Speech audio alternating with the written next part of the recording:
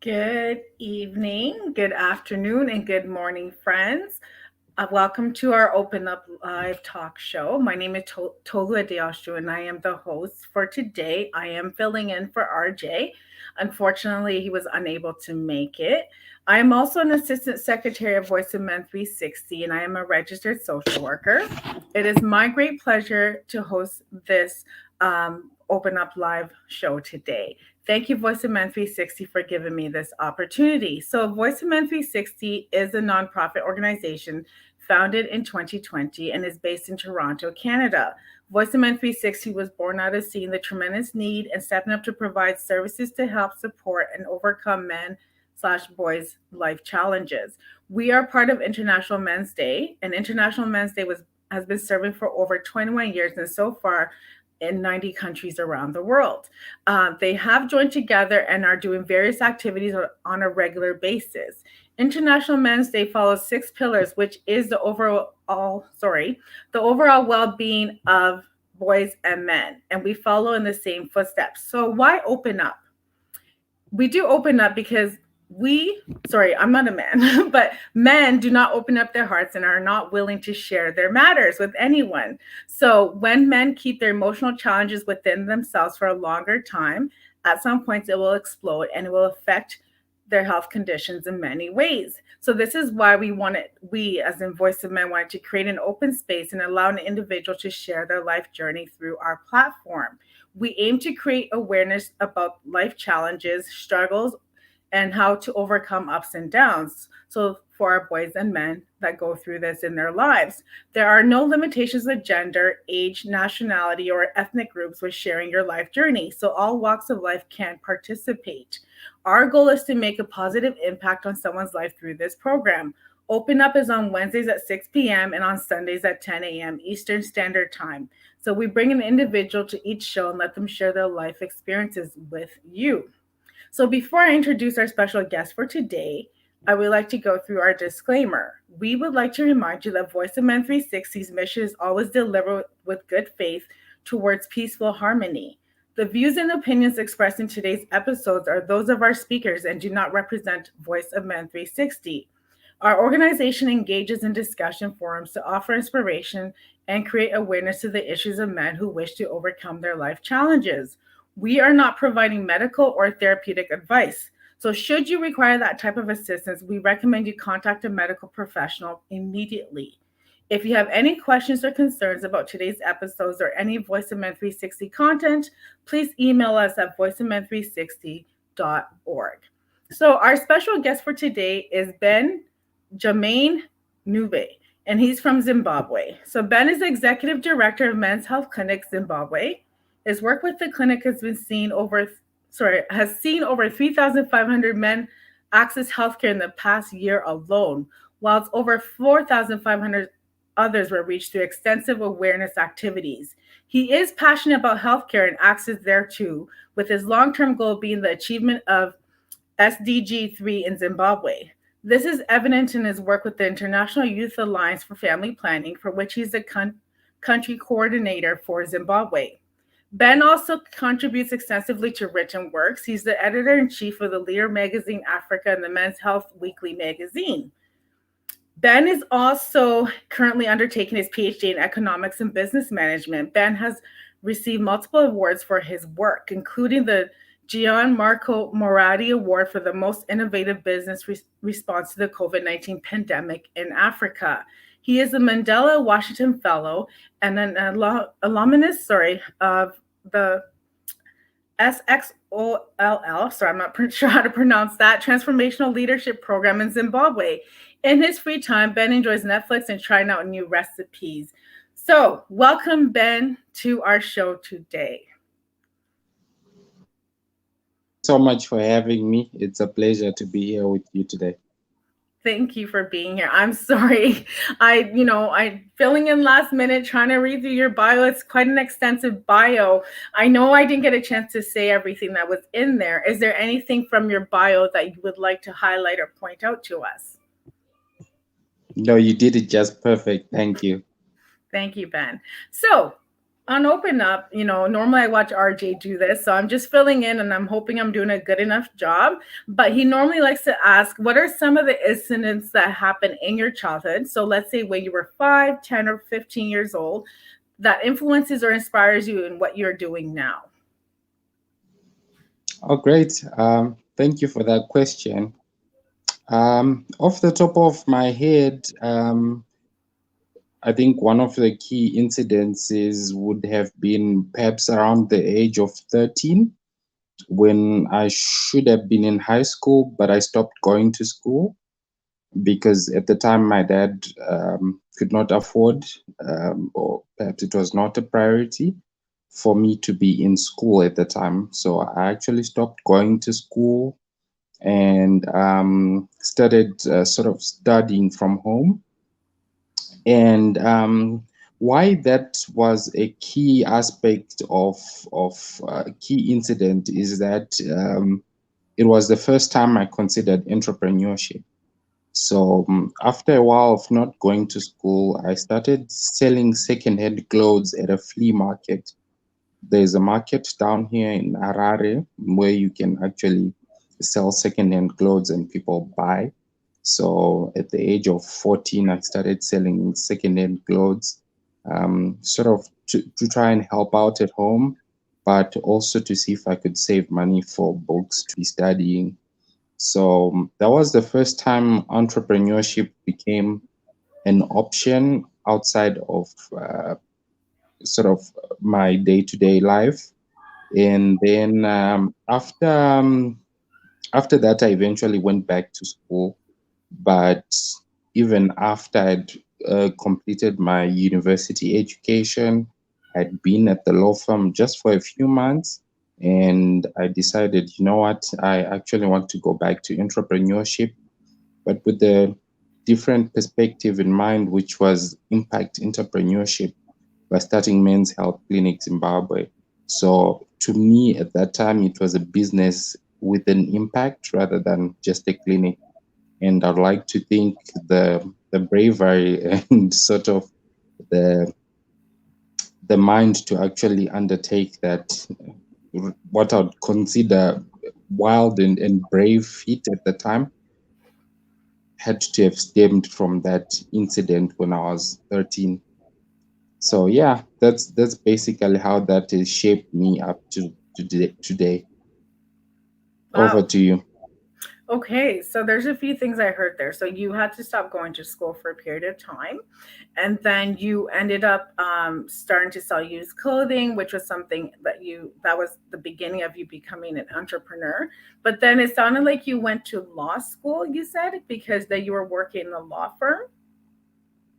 Yes, so after about 2 years of not going to school, I Mm-hmm. eventually went back to school and finished my high school education. Mm-hmm. And I was fortunate enough to be able to study for my law degree. Um, and then after that, I started working at a local law firm. And it had always been my dream to be a lawyer. It's everything I dreamed of ever Mm-hmm. since I was a young boy. And I think it contributed towards my drive to want to go back to school, even after having considered entrepreneurship as an option. At the Mm-hmm. time, it was like, hey, entrepreneurship is an option right now, but there's still that dream of wanting to become a lawyer, Mm-hmm. wanting to do more. And after a few months of being in the law firm, it was everything that I imagined it would be, but I actually didn't see myself doing it for my entire life, because I felt like there was more to life, and I wanted more, and I just didn't feel like I could get it where I was. And having decided to then start the clinic was the more that I was looking for. So yes, you are right to say I did go to law school. I did practice as a lawyer for a few months, and then right after that, I decided to leave it all behind and start Men's Health Clinic Zimbabwe. Mind you, at the time when I opened the clinic, I was only 23 and I had no qualification whatsoever in healthcare. So going into that aspect, I was younger than everyone I was working with. I was not qualified, but all I had was a vision. So it came with its own challenges because I had to work with doctors who possibly didn't see the vision that I saw at the time. I Mm. had to quickly learn how to manage teams and how to sort of navigate this new sector. It's very hard when all you've got is a vision, but I've quickly realized that sometimes all you need is a vision, just having an idea of the change that you want to bring and going for it. And that was my experience. Wow. Okay, so it was all birthed from a vision. And I'm just curious, and I'm sure the audience is too. How did you go from lawyer to men's healthcare? Like where did that come from? Wow. So one thing about me is that whenever I see a challenge, one of two things happens. Either I'm able to ignore it, which for me is peace because then I can sleep at night, or I can't ignore it. And when I can't ignore it, I have to fix it myself. Mm, And one day I realized, you know what, men actually don't have a source for healthcare. We don't have places to go to seek help, and men are suffering in silence. So it was okay. What are you gonna do? Are you going to go on social media talk about it, or what will you do, Ben? And I was like, you know what, I have to I have to open this clinic so that men have got somewhere to go to. It didn't matter that I'd never run a healthcare institution. It didn't matter that I didn't have experience in all of that, but I just knew that I had to I had to do that. And in order to open the clinic, I knew I had to give it 100%. So most times people have asked me, wouldn't it have been possible to sort of run the clinic and still pursue my legal work at the same time? I mm-hmm. don't think it would have been possible at the time because everything was starting from scratch. And I'll tell you, the first 6 months of the clinic operating was the most difficult ever because, for starters, for 3 months since we opened, not a single patient walked into the clinic. Wow. And you can imagine the amount of regret I had at the time to say, okay, what have I done? Do I go back to my old job? But I've already bitten off too much, and I genuinely believed there was something I was not noticing. And I hope I'm not digressing too much from the subject matter of this interview, but I quickly discovered that the key factor was privacy. Men didn't want people to know that they were going to a men's clinic. They didn't want to be seen. They didn't want their business out there. So I stripped off the uh, colorful sign that we had and swapped it for a plain white one, which blended into the background. We Mm, stopped doing the sort of aggressive marketing and started using only our social media pages.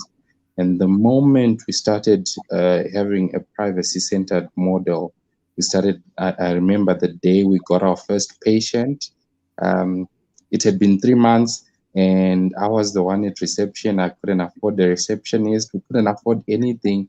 So mm-hmm. this guy walked in and he says, I saw a sign. Is it men's clinic? And I was like, yes, it's men's clinic.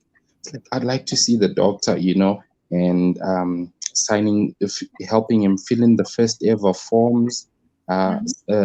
uh, writing the first receipt. That made me realize that, you know what, this can work. And it has. Over to you. Wow, amazing. And I really want to explore that a bit more. But let me ask you a question. So, was your father around while you were growing up? As you mentioned, at the age of 14, 13, you had to stop going to school. So, was your father a part of your life? To the extent that he was around. My parents divorced when I was 11. Okay. And so when they did divorce, I stayed back with my dad, but he wasn't around for most of the part. So it was just touch and go for the better part of it. Okay. So, Yeah. you lived with your father, but he wasn't really around. That's my understanding, right? Yeah. Okay, so can you talk more about the kind of relationship you guys ended up having? You mentioned that, for example, with your men's clinic, men were not willing to open up. They didn't want to come in. Was this is this just how society is in Zimbabwe? I know a lot of men are like this everywhere, but is this what? How was that? How was that? How did you see that in your relationship with your father? Well, it definitely is a societal problem. As it turns out, just this afternoon, I was presenting my research findings at the International Social Innovation and Research Conference. And I ran a study on the utility of virtual outreach programs to influence men's healthcare seeking behaviors. And poor healthcare seeking behavior is not just an issue to do with men in Zimbabwe, but it also extends to Africa and the world in general. And coming back sort of to your question of the kind of relationship that I've had with my dad, it's mostly been quite functional in the sense that possibly I could utilize it I could describe it using two polar opposites and sort of touching on two different experiences. Um, only I'd like to think I'm a self-driven individual who's like when I've got my goals, they are intrinsically driven, and therefore I don't sort of seek that affirmation from elsewhere. But only 4 weeks ago did my dad give me a call and says, "Hey, I saw a post on Twitter and it was tagging you, and I'm seeing the amazing work you're doing. I'm very proud of you." Hmm. Possibly to him, it was just a regular phone call. But to me, I was actually reflecting and saying, wow, in this whole time, it's the first time that he's actually said, "Hey, I'm seeing what you're doing and I'm proud of you." But that doesn't mean the relationship has not been functional. Hmm. It's actually quite all right because when I've got one or two issues, I can still sit him down and say, "Hey, there's ABCD going on," and he's always available in that sense. Hmm. Wow. Yes. So it's interesting because, like you said, like you like to believe that you are self-driven and you don't really need people's affirmation, but at the same time, after I think you said 10 years you've been doing this clinic, correct? 10 or 11 years? No, no, three. We are 3, in our sorry. third year Okay. of Why did I operation. think? Okay, third. Okay, sorry. Okay, so after 3 years of doing the clinic, your father did reach out to you and tell you that you were doing a great job. So, and that felt good, is what I'm hearing from you. Yep, it did. It did. It always does feel great when, when we hear from our parents. But so just to kind of ask a little bit more about your dad, because this is open up. We like to look at the lives of men, and the relationships with the male figures in their lives growing up, and then we'll get more into the health clinic piece. Can you tell me, what did you learn from him growing up, and how has he influenced or impacted your life, your father? Um, I think I'll touch base more on the influence. Um, Not deliberately, but from sort of observing how the dependence on him has played out. It has influenced me in the sense that self actualization is sort of dependent on myself. Um, Under normal circumstances, like I said, it's the highlight of every son's life to say, "Hey, look, Dad, I've done ABCD, and this is what is going on." But the kind of relationship that I have with my dad is such that I've sort of figured out how to navigate life and allowing him to catch on whenever he feels like catching on. I'll give an example of 2 years ago. I organized a men's conference. It was something I had been thinking of for a long time, and I decided, you know what, let me finally do this. And it came at a time where I really, really needed it to be a success. And in that process, I sort of involved him over and over to say, this is what I'm planning. I've got a men's conference coming up. On the day of the conference, zero men turned up. Hmm. Zero, absolutely zero. No men came for the conference. And the venue of the conference was at a sports club, and there were some men who were training around the sports club. So when the men were sort of envisioned coming did not come through, I got the ushers to say, "Hey, why don't you get the men in the field to come and just tune in, because we've got speakers, we've got free refreshments. They can just come and tune in and sort of hear what is on offer." And nobody still decided to come through. So it was a complete failure. Hmm. And only the next day, at the end of the day, did my dad call and say, "Hey, I'm sorry I did not make it yesterday, but how did the how did the event go?" You know? So, and at that point in time, I hadn't even thought to contact him and tell him, "Hey, the event wasn't a success, even though he was one of the most important person I was expecting to see there."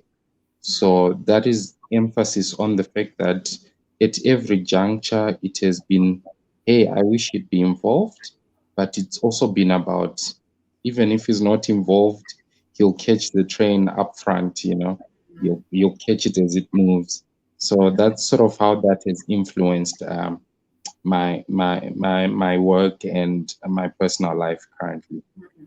So what I'm hearing is that you've kind of learned that you don't need to wait for others, including your father, to catch on to your visions and your dreams and your goals, that you keep going. And it sounds like you've also faced a lot of times where things did not go the way you envisioned it to go. So how does, and you mentioned the clinic for 3 months after you opened, nobody came.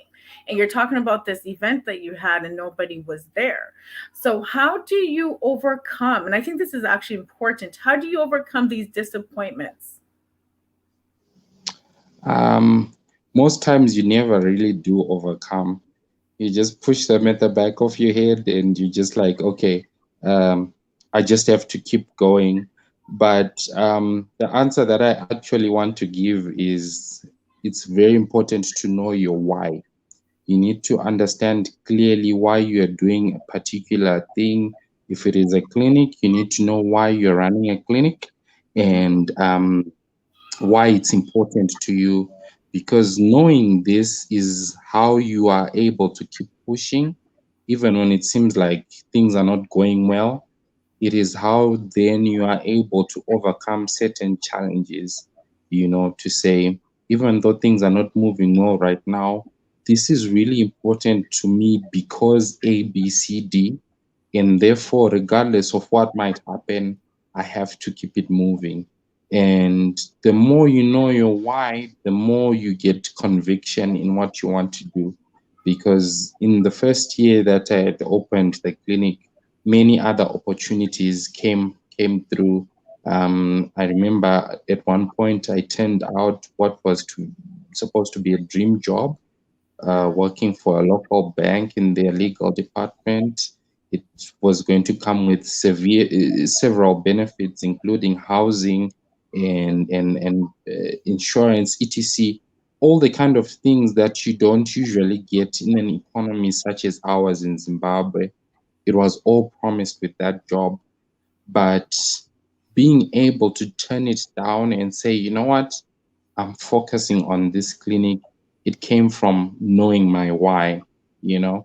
So to respond to your question, the best way to overcome sort of challenges is knowing why you are doing a particular thing. Awesome.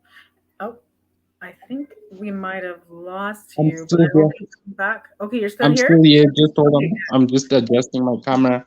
You can Okay. go ahead. No, and this is key. This is key. I love what you said there, knowing your why.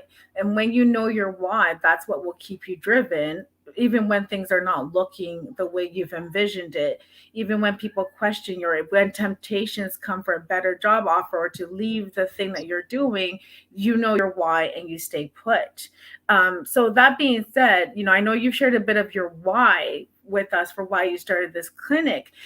We would just like to hear even a bit more about this men's health clinic, Zimbabwe. So what are some initiatives you've been doing? What future plans do you have? Would you like to share a bit more about it with us? Yeah, sure, definitely. As you might notice, I get really excited talking about the clinic and the work that we are doing because it's closely aligned to my why.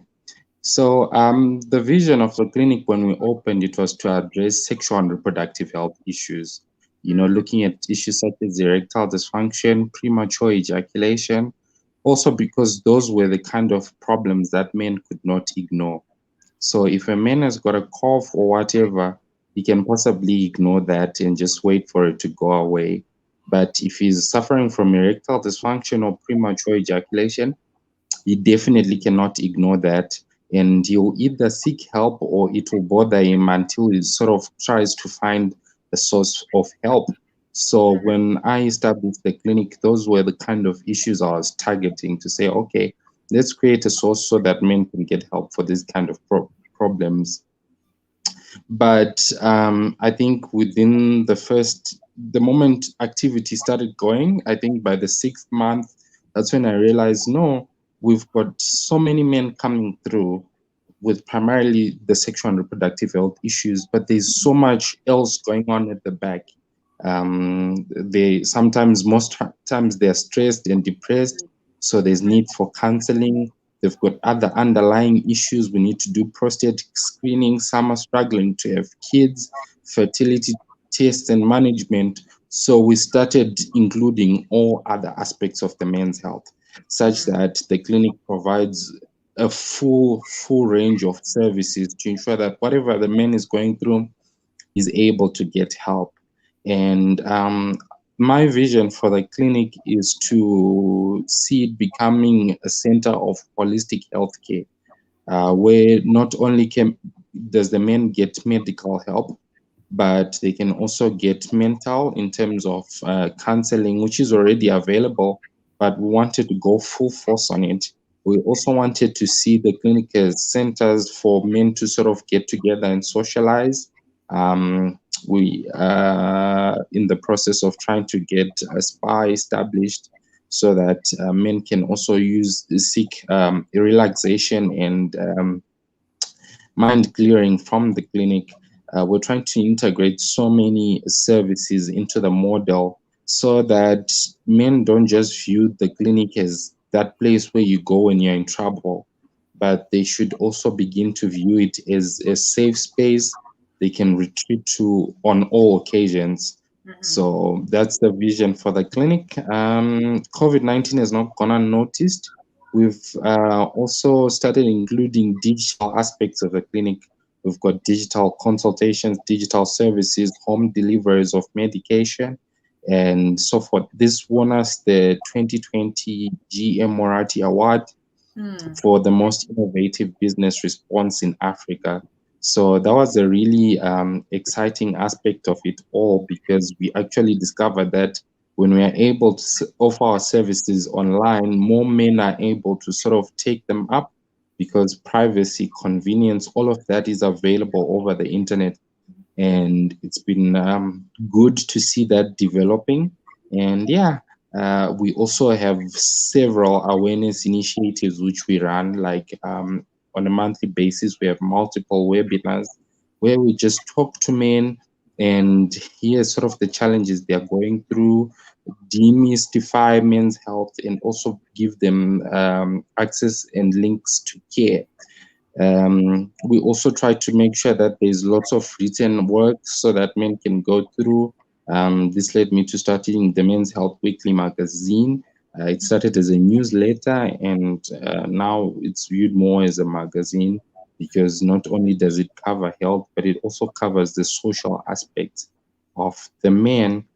And yeah, in a nutshell, these are some of the projects that we are working on to try and get more men to seek up services. We're working on a nationwide campaign to sort of get more men to seek healthcare, but particularly to prioritize the same for their spouses and children. You see, unfortunately, in the world, the reason why I say unfortunately is because it's not something we can change as men's clinic. So, unfortunately, in most parts of the world, men are in decision making positions. And this means that when it comes to how many clinics are in a community, how much of the national community budget goes towards healthcare, they get to make those decisions. But if we have got a nation or a community of men who don't prioritize healthcare, how then are they going to do the same for their wives, their children, for their communities? So the campaign is, let's get more men to prioritize their healthcare. Let's get more men to sort of be excited about health, because in doing so, they'll make sure that it is available for their communities. Will get to a point where Africa and the world is more advanced in terms of ensuring that healthcare is just a basic need. So these are some of the projects I'm working on currently.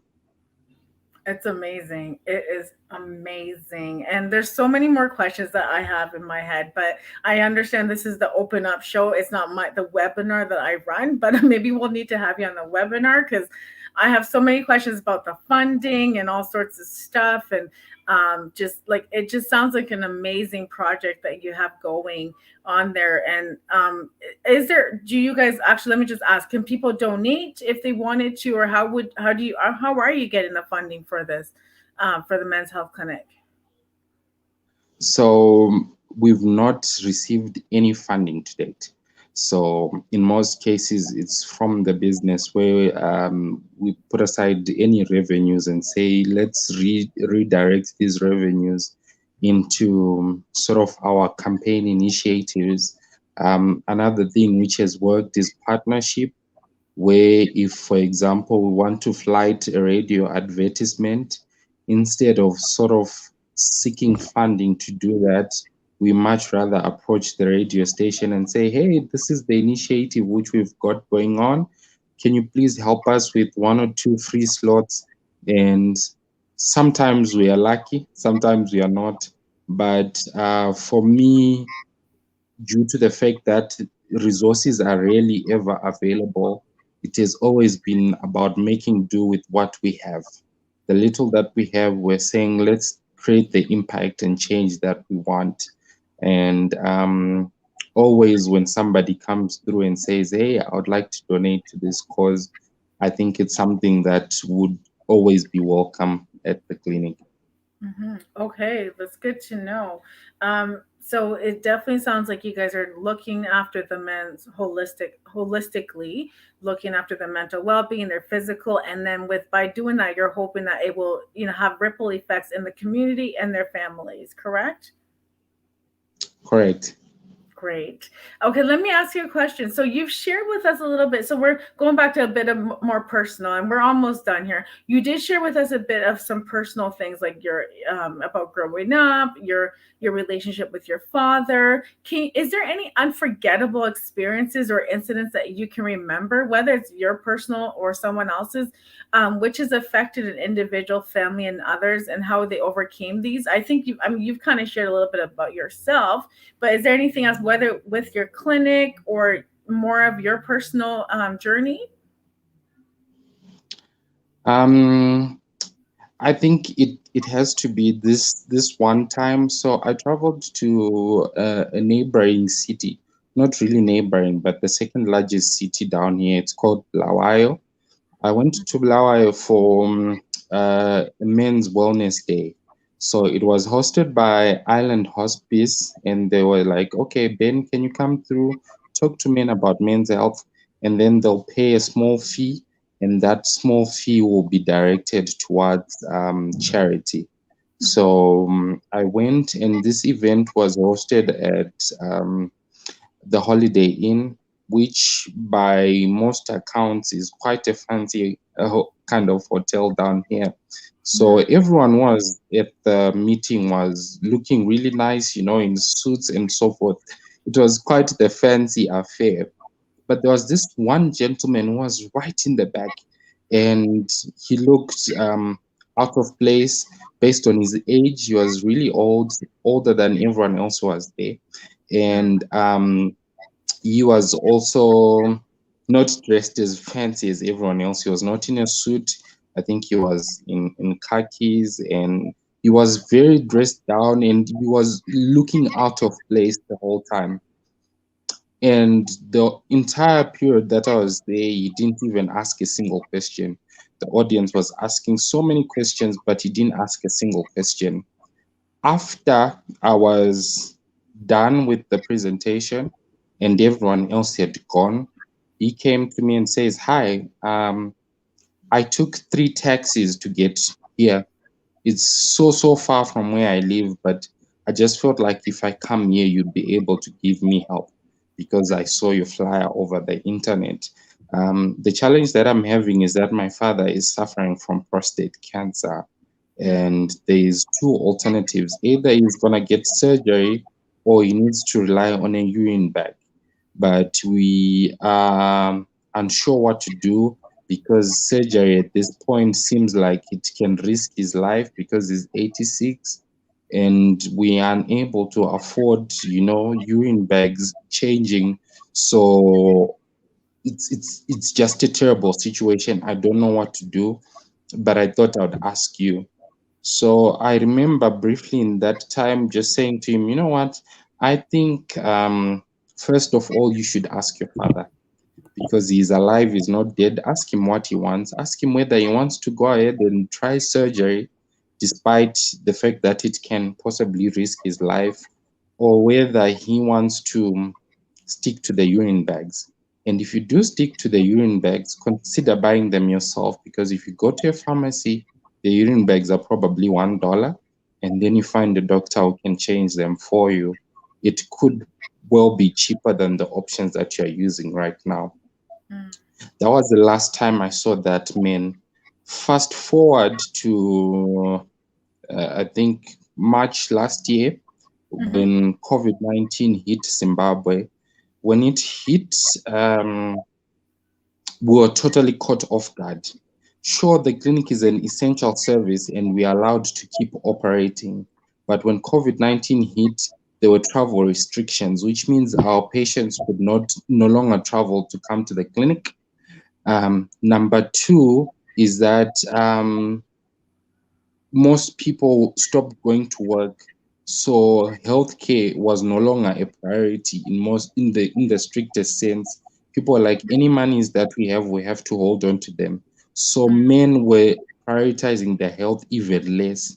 So we had a full month and a half with no patients whatsoever, which is really bad for business. And and then we're plunged into lockdown where we could barely even operate.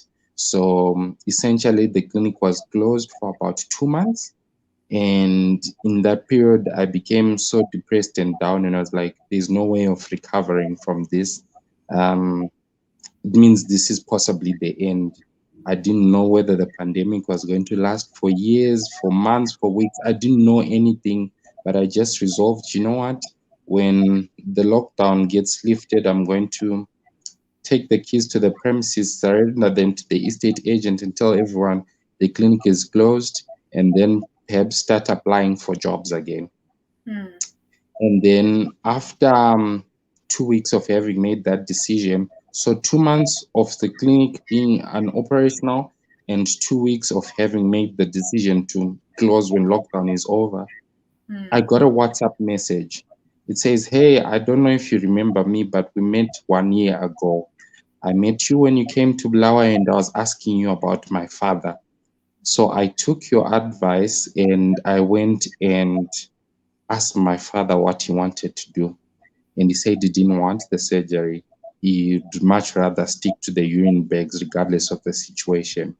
So mm, having him decided that, I decided to go to the pharmacy to buy the urine bags. And for sure, they were only $1, but they also told me that for his age, he can get them changed for free at the local um, clinic, the public clinic.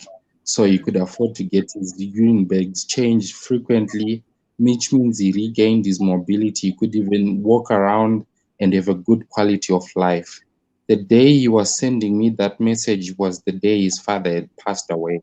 So he said, "Hey, my father passed away today, but I just wanted you to know that his last days were just perfect because of the advice you gave to me. Wow. Please keep doing what you're doing." So this message was coming at a time when I decided to sort of close the clinic, but I then just realized, you know what, I can't do this because there are people whose lives have been touched. And that's one incident which was small when it happened, but it became a big part of the clinic's existence today. So that's one experience right there. Wow. Thank you so much for sharing that story because what I heard is that you were feeling a bit defeated based on how COVID-19 was treating you. And right when you were trying to contemplate whether you should pursue another career or job offer, you now received this message from this man that you had helped a year prior. And even though he told you his dad passed away, he was grateful that his dad had a great quality of life and that you even gave him that the option to ask his dad, like, would you prefer the surgery or to have the urine bag? And that's the autonomy that I think a lot of elderly folks don't often get, and people just make decisions for them. So I just heard there was so much in that story that you just shared with us, and and you can tell how that also impacted you, and I can see the excitement on your face. Yes, that's true. That's true. For me, it was quite an important encounter, Hmm. and he's recently contacted us and told us that there are many more men who are suffering from the condition that his dad had Hmm. in his remote village. So we're trying to see if we can come up with an initiative for them to sort of share information and to see if we can get partners who can subsidize sort of urine bags, etc., for the men in that village. So it's Hmm. moving a bit slow, but when it's done, I should think that we'll be able to touch more men, and I think it would give him purpose to know that he's helping other men the same way that he helped his dad when he was alive. So yeah, it can be quite rewarding work, more than you initially expect. Right. And that's fantastic. I'm just going to ask you one more question. So, how can we, as individual, family, society, help our boys and men out there through some simple steps or ways? I think the best way, like the quickest way to sort of help young men and boys is Hmm. to teach them how to feel. I think that is a critical aspect of life these days because as men, we're taught to sort of be like machines. When you're stressed, don't feel the stress. You have to keep it moving. When you feel like crying, you don't cry. You're strong. You're a man. When you are struggling financially, etc., you're taught to hold it together, and you can't say I failed. You can't say I need help. So the moment men learn to embrace their feelings and say, "This is how I'm feeling right now," Hmm. and it's okay to express it and subsequently take action over it, I think that's the best way we can sort of get onto the path of changing society for tomorrow. Thank you. So, learning to express your feelings, learning to open up. And I thank you so much for doing this with us tonight, Ben. I know it's late. What time is it over there, actually? It's just 13 minutes before 1 a.m. Oh my gosh. Thank you. You're trying so much. Thank you. So, is there anything else you want to share with us before we end today? Um, Not at all, hey. For me, they say you stop learning when you start speaking. So it has been quite a bit listening to the questions you've sort of had, and there's nothing I can learn from sharing, but I learn more from hearing. So I'd be happy to be part of other platforms and listen to other men also open up. Thank you. Thank you so much, Ben, for opening up to us today, telling us more about your journey, how you found yourself doing what you're doing, and just how you're impacting boys and men out there. Thank you, and continue to do the good work you're doing. Thank you for the affirmation. It's been a pleasure. Thank you so much. Thank you. So, once again, we just want to say thank you, everybody, for tuning in today. Before we close, I have a few more announcements to share with you. So, as many of you know, our Indigenous communities have been a big crisis for a while now. But, as you know, Voice of Men is a fairly new organization. So, we are stepping up and we've started a donation drive for Indigenous families. So, if you do have used clothing, dry food items, please let us know. We will come and collect them. You can call us at 416-356-7414 or 437-889-8329, or you can email us at info@voiceofmen360.org. I'm just going to repeat that: 416-356-7414 or 437-889-8329, or you can email us at info@voiceofmen360.org, or you can contact us through Facebook Messenger and let us know. We will coordinate with you.